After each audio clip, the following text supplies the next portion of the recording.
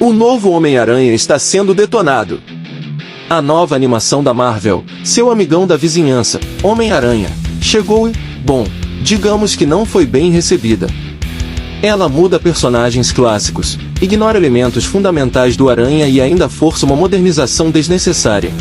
Mas afinal, o que deu errado?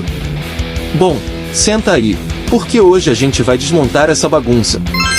O problema do exagero ou tentaram modernizar o Homem-Aranha, mas ao mesmo tempo removeram tudo que torna ele fantástico. Mary Jane sumiu. Norman Osborn agora é um mentor bonzinho. Peter Parker fotógrafo. Esquece, agora ele é um streamer. Será que estamos vendo o fim do Homem-Aranha como conhecemos? Essa animação tentou trazer um Homem-Aranha atualizado, mas o problema é que ao invés de respeitar a essência do personagem, ela simplesmente reescreve tudo. O que sempre fez o Homem-Aranha especial? O fato dele ser um herói comum, com problemas reais. Alguém que batalha para pagar o aluguel, sofre perdas, enfrenta dilemas morais. Mas aqui, parece que os roteiristas quiseram corrigir o personagem para se encaixar em uma narrativa moderna. Stan Lee dizia que o Homem-Aranha poderia ser qualquer um sob a máscara. Mas ele nunca quis dizer que deveríamos jogar fora a essência do personagem. Uma história sem graça, onde estão os conflitos emocionantes? Onde está o Peter tentando equilibrar a vida de estudante com as responsabilidades de herói? Tudo parece suavizado, sem impacto, sem peso emocional. Norman Osborn não é mais um vilão, além de mudarem a etnia, agora ele é um mentor. Mas, se você tira um dos maiores antagonistas do Aranha, quem sobra? O Norman original era um vilão marcante, um dos maiores da Marvel. Agora, ele é só um cara legal que dá conselhos.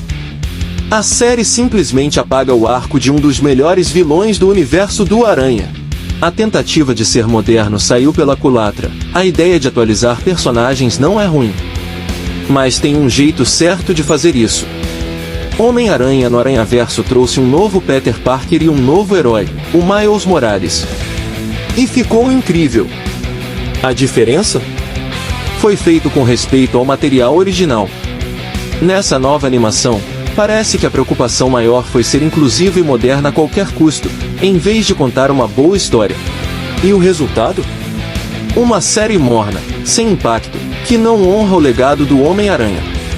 No final das contas, essa animação mostra que às vezes, mudar por mudar não é a solução. O Homem-Aranha é um dos personagens mais amados de todos os tempos. Mas será que essa versão vai ser lembrada daqui a alguns anos?